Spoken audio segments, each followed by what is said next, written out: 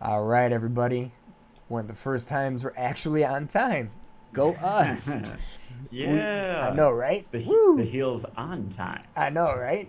So, we are the Heels of Time, bringing you another, hopefully, killer episode for our listening, viewing audience.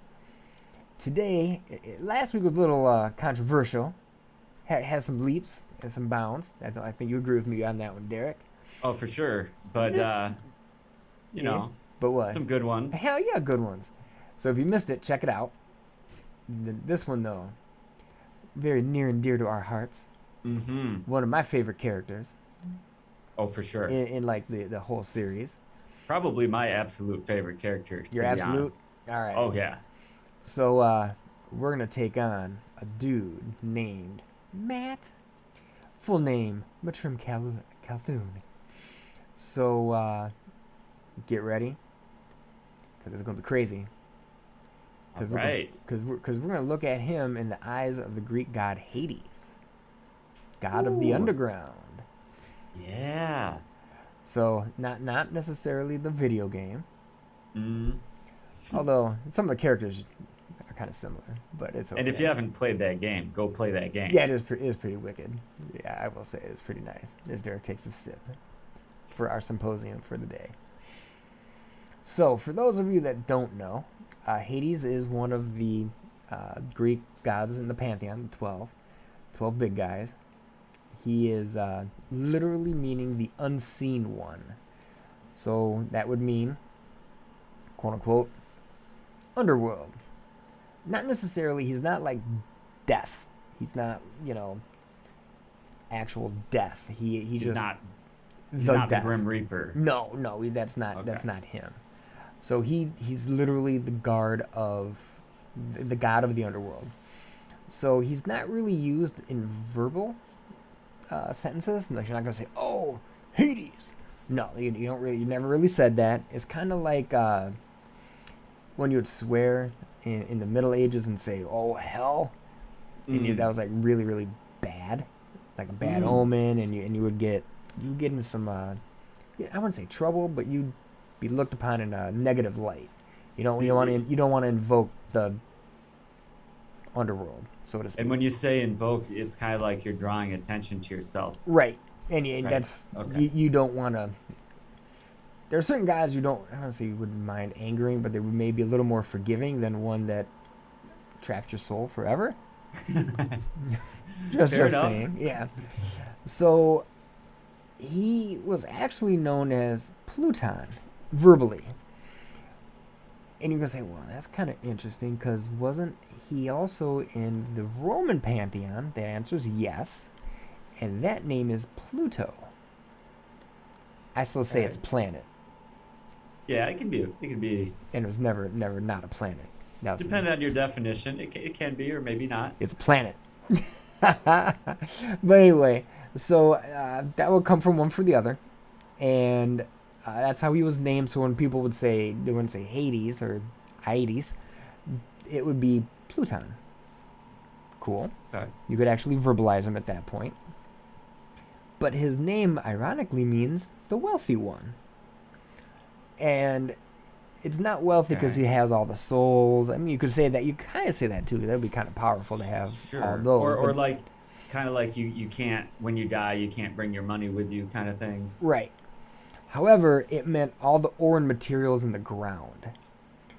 So he was like, I wouldn't say the original ground god, but that was his like realm. So anything No, in that the makes earth, sense. like under the earth. Well, we're talking about a society that buried their dead, right? Yeah, ish. Yeah, and then Yeah. tombs and stuff. Yeah, pyres Okay, too, but yeah. all right. Sometimes they'd burn the body, but sometimes they'd put them But in they the would put them dirt. in like earthen tombs. Yeah, Sure, not yeah, like yeah. pyramids or anything like that. But Sure, well, yeah, you yeah. should kind of say it that way. But you would have to. It's not like manufacturing now. You just like blow it up and then pick up the pieces, or pan for the gold or whatever. You had to literally dig for it. Right, So right, anything right, that you had right. to do, you were doing manual labor digging it out of the ground. Therefore, that was technically Hades' domain. Therefore, Mm. he was literally the rich god, like physical money if you want to say Okay. that's physical money. But that's So money. to play off of what you said, if you think about it, like you said, it's not modern technology. So a gold mine would be like that cartoon gold mine where you have a hole in the mountain Yep, with the wooden pillars and you got to go in under the ground. exactly. Yeah, yeah, yeah. So he was super rich. Mm. Cool. Except he was kind of by himself, Mm. which makes sense. Excuse me, guys. So he was by himself for basically all eternity. Didn't live on Olympus or anything. So he got lonely and was like, "Man, I need to see somebody." And lo and behold, this beautiful woman, also a goddess, Persephone, was wandering the fields, so to speak, and he's like, "Man, she's pretty solid." Crazy part, even though she was Demeter's daughter, who was another Greek goddess, she was considered and always depicted as being very young depicted, so everybody kind of treated her as a kid, so to speak, Okay. Okay. childish. Yeah. She wasn't, but that, you haven't been around for, instead of like 20 millennia, like a millennia, so Oh, okay. she looked Yeah, young. All right. All right. All right. And so she's like, "Oh, okay, fine." So she goes and she's playing with her nymphs and her friends, water nymphs, and she's like, "Oh, come on, guys, why don't we go in this field?" Well, they can't leave because they're water nymphs; they'll die. They're like, "Oh, we can't go," and she's like, "All right, fine, whatever. I'll just go by myself. No big deal." Bloop. Picks the flower. She's like, "Oh, this flower's pretty sweet," and then mega quake or sinkhole, whatever you want to call it.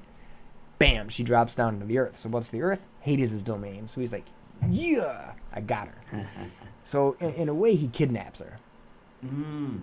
Okay. I mean, not in a way he did, because she didn't go willingly.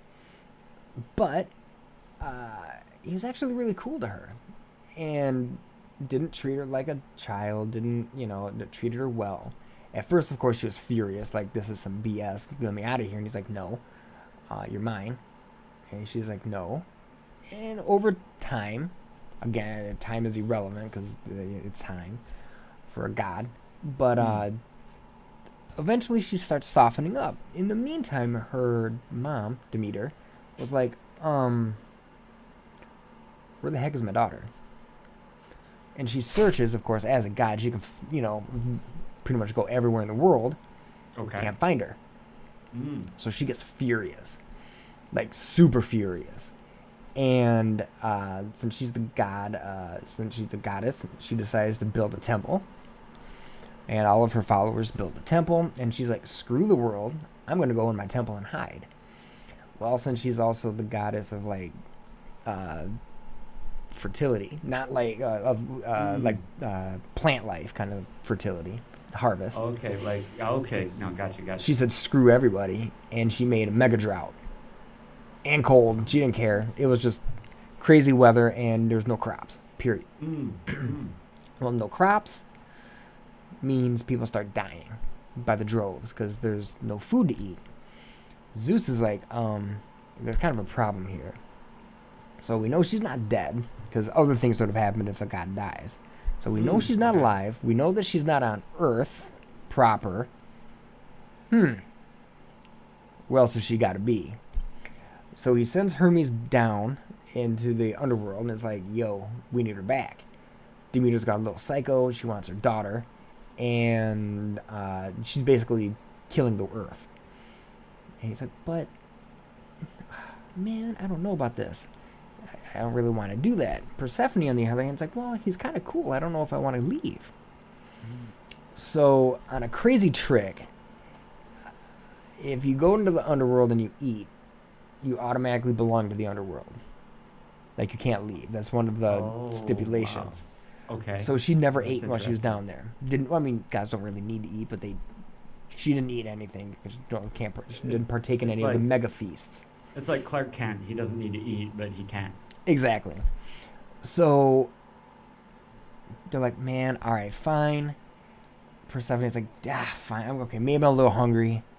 looks over at this fruit and is like, man, all right. Fruit happens to be the pomegranate, kind of important Okay. because it has like individual seeds, right? Sure. So she's like, well, maybe if I just eat a few. So she eats a few. Hades like, boom, game over. And they're like, well, no, it's not. So Zeus has his way and is like, listen, Persephone, there's a problem here. If you don't come back, your mom's going to kill everybody. If you stay down there, you're just with him all the time. But then there's like nobody left because everybody's going to be dead. So we got to have a compromise. And Hades like, yeah, but she ate. So she's mine. And so he looks and is like, so how many seeds did you actually eat? And she's like, well, I had 6 seeds. He's like, huh, how about this? I'll make a deal. And Demeter, Demeter, Hades, this is how we're going to rock it out. She can live in the underworld for 6 months. And then 6 months she's going to be on Earth. Like above the ground. Okay. All right. And Demeter's like, oh, I don't believe it. Hades like, oh, I don't believe it. So that is also the cycle of the seasons. Oh, like another wheel. Right. So her preparation to go into the underground, you would consider it, I guess, if you're in the in our hemisphere, in the northern hemisphere, would be like autumn, fall, and then winter would be, she's down. Sure. And then as she emerges, that's spring, summer, and that's how the seasons came to be. Very nice. So that's kind of cool. So excellent. Technically he's got a wife. Yeah. And kidnapped originally, but then she learns to actually enjoy his company. So that's pretty cool. I like that. And all's well that ends well. It's kind of rough start, but that's okay. He is also he's got a Helm of Darkness. So it's not like, oh man, Grim Reaper darkness kind of thing. It's darkness as in you can't see him. So it's like almost like a Helm of Invisibility. Okay. So that's kind of cool. Got you. So it's like a shadow kind of thing. So you can't actually see him. So as Pluton, remember, meaning the wealthy one, and by wealth is ore and materials, the Horn of Cornucopia, a.k.a. Horn of Plenty. So you can blow it and it, makes it rain, so to speak. Right. And then he does have a weapon. It's a little interesting. It's the Dident. Because what's a Dident? It just means two. Two-prong. Two-prong. Instead of the trident associated with Poseidon, you've got the 3-prong. He's got the 2. Right. Sometimes you also see him with Cerberus, which is not necessarily his pet, if you want to say it that way, but it's the 3-headed guard dog of the underworld and guards the gates to make sure nobody gets in, so to speak. So that's Hades in a nutshell. All right. So how does that sound? That sounds pretty good, and I've got some stuff for you. All right, I was hoping you would. Oh, for sure. So there's some stuff that maybe we've talked about a little bit. I'm going to throw some curveballs, see what you think. Uh-oh. If it's a woof, swing and a miss, that's fine, but it might be something we'll hit out of the park. We'll see. So starting with the unseen one, right? The name for Hades. Mm-hmm. Well, Matt is a big mischief maker. He is constantly getting into stuff, and he's constantly getting away with trouble too. There's some specific stuff that happens in the second book when he's on the run with Rand, or actually it might be the first book, come to think about it, where he gets into a bunch of trouble with some white cloaks by making some barrels roll, and no one knows who the heck caused it. He's always kind of suspected, but no one really kind of knows. They never actually catch him red-handed, so to speak. So I want to draw a more direct kind of physical appearance connection. Mm-hmm. So Matt Cauthon, if you will, he's always kind of described as having like stork-like limbs, kind of long and lanky, kind of skeletal, if you will. And skeletons are usually dead.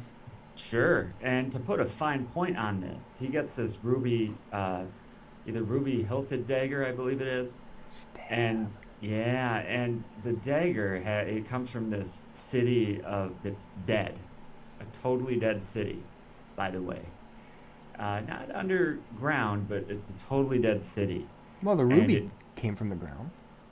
the ruby came from the ground, though. That's a very good point. And so the longer he carries this dagger that came from like a city of dead, he starts to grow more and more skeletal in appearance, and until eventually it looks like his skin is just stretching over bones. So kind of like a dead kind of skeleton kind of looking guy, if you get what I'm saying, right? Yep. So um, so to continue on with the points that you're hitting after just throwing that out there, when you said that his name is rarely used verbally, that's not exactly Matt Cauthon, but there's a more specific kind of afterworld guy in the book called Shaitan. And the characters, especially Matt, know not to use that name. Do not use that name. So instead of calling him that, they call him maybe Balsamon, but more often they call him the Dark One. There's a really specific scene that happens in the third book where uh, someone accuses Matt Cauthon of having the Dark One's own luck. And he literally grabs him by the scuff of the neck and says, "Never call me a dark friend." So it's kind of like, do not use that name with me. And that reminds me very much of like how everyone referred to him as Pluton. And we have maybe another similarity to talk about for part 2 of this episode, but Pluton and Cauthon, they're a little bit similar, a little bit. Mm-hmm. So, with that being said, does Matt live in the underworld? Well, no, but his prominent mischief happens at night. Okay, and nighttime is definitely kind of linked to the underworld in many mythologies. All right. So when you mentioned that he's so check this out. Hades is associated with wealth and fortune, right? Exactly. So there was this night in the third book where Matt Cauthon goes gambling, carousing really, and he goes from tavern to tavern, and whatever the best dice roll is, doesn't matter what the game is. Let's say, think about your 6-sided dice, and let's say to win you need to roll 5 6s. Every toss 5 6s. If you need to roll 5 1s, every toss 5 1s. Yep. So he kind of had to like take everyone's money, kind of like one at a time, and then so that no one person would get mad at him, and then he'd just be like, "All right, I gotta go," and then he'd just go to the next tavern and like repeat this process. So regularly he'll say things like, "What's gold and silver to me? Like I can just get as much as I want whenever I want." So that kind of, where did gold and silver come from? They come from the ground. Yep. So Matt Cauthon is wealthy, and he's wealthy whenever he wants to be. So it's very interesting. Going into a little bit of detail with what you said about Persephone. Mm-hmm. So it's very interesting to me. I'm going to do this kind of reverse order, but it's very interesting to me that you mentioned Persephone has to spend half of her time in darkness, so to speak, and half of her time in light. Mm-hmm. Because at some point, Matt Cauthon has to make this bargain, if you will, to give away half of the world's light. That's the prophecy. How does he fulfill this? He plucks out one of his eyes. So in this kind of seasonal kind of theme, you have this character that is only in the light half the time, and he's in darkness the other half of the time, so to speak. Duality. So that's pretty interesting. So so speaking of Persephone, and I said I'd kind of do this in reverse. So you said that Hades kidnaps Persephone, correct? Yeah. Okay. So there's a prophecy that Matt gets, and they say, "Matt, you will marry the daughter of the 9 moons." And he's like, "What?" That he's like, first of all, that doesn't make any sense. There are only 8 moons. Like, whole new quarter waxing waning, 3/4 waxer waning, half moons, like waxing waning. There's no 9th moon. What the hell are you talking about? And they're like, "You shall marry the daughter of the 9 moons." He's like, "Man, I'm gonna be single for my life." And that's the thing, Hades kind of is a lonely kind of dude. Matt is like the epitome of lifelong bachelor. You know, he's ready to just be by himself. So the funny thing is, he busts into this place one day, and he looks at this woman, who, by the way, she's a woman, but she's short and she's childish in appearance because, well, speculation, maybe she can channel. I don't know if they even say that in the book. Regardless, very youthful, very kind of childlike, because probably mostly because she's short. And he looks at her and he's like, "You're my wife." And she's like, "What?" He's like, And damn. he's like, "I'll be an S of a B, you're my wife." And she's like, "You gotta be crazy." He throws her over his shoulder like a sack of potatoes, and he's like, "You are my wife." And he takes her out of this place. He kidnaps her. Comes to find out, spoiler alert, of course, daughter of the Nine Moons is who he kidnapped. That's who she said she was. And that's who he kidnapped and made his wife. Now, as this process goes, there are people trying to get her back. Kind of similar. You know, crazy things are going down while she's missing. And when she almost gets kind of, you know, saved, so to speak, at some point in there, she's like, "All right, you're my husband, you're my husband, you're my husband." So kind of like this triplet.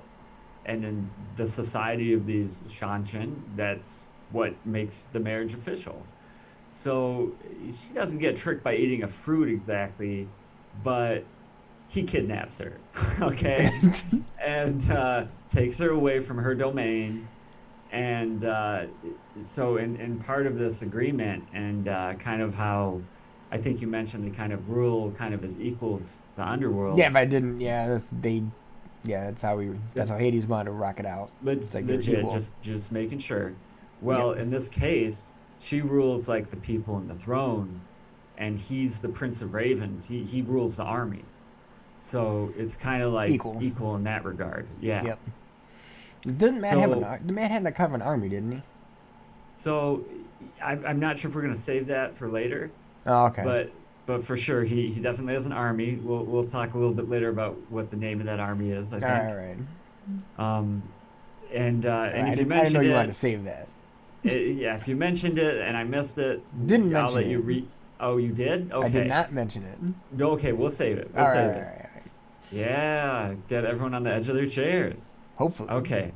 So I know you mentioned that he has like the Helm of Darkness, right? Yep. So, and it's kind of like the idea, if I get this wrong, you'll correct me, but it's like, you know, death can be anywhere, right? So it's like, so he needs to be invisible. Well, Matt Cauthon doesn't get Harry Potter's cloak of invisibility, you know, he doesn't get, you know, the tetra whatever, but he has no grand wand, you know, he can't like see dead people. However, he gets this device that prevents all the Aes Sedai, at least the women, from channeling against him. So this fox head medallion, it's kind of makes him invisible in a way. It makes him invisible to the weaves, so the weaves can't touch him. So that's kind of, I would say, kind of his Helm of Darkness, so to speak. Now, I know you mentioned Hades has, this is like really interesting to me, Cauthon, so to speak. He has the Horn of Cornucopia. Right. Horn of Plenty. Well, what does Matt have but the Horn of Valir, which he sounds, and it brings them enough heroes to vanquish this army that they're going against. So, you know, and they needed it. They're about to be overran by not one, but two armies. And he blows his horn, and all of a sudden, nah, we're good to go. We'll handle your light work. Don't worry about it. So, now, I think this might be the last thing. Maybe you can refresh my memory if you mentioned something else. But you mentioned that Hades his standard, so to speak, or his weapon of choice is the Dident staff. Right. Yep. Well, Matt doesn't exactly have a Dident staff, but his main weapon is the quarter staff, and then later the sword staff. So I think it's very interesting that the parallel there is that, you know, they're both, their standard or their main weapon is definitely a staff. And I want to just throw out there, I know that someone else in Greek mythology kind of fits the role as the Grim Reaper. But it is kind of interesting that Matt Cauthon is a farmer, right? So he's a reaper of the fields. And, in a way, all these grapes off the vine had to give their lives so that I could drink their blood, right? And boy, is Matt a drinker. So, and Yeah. and a gambler and a carouser and all this other stuff. So what do you think, Theo? Do you think maybe there's a little bit of Hades in Matt? I think there's a lot of Hades in Matt.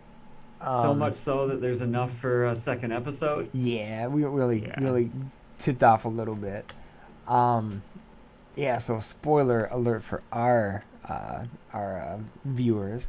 There is going to be another Matt and Hades / death stuff coming down the pipe.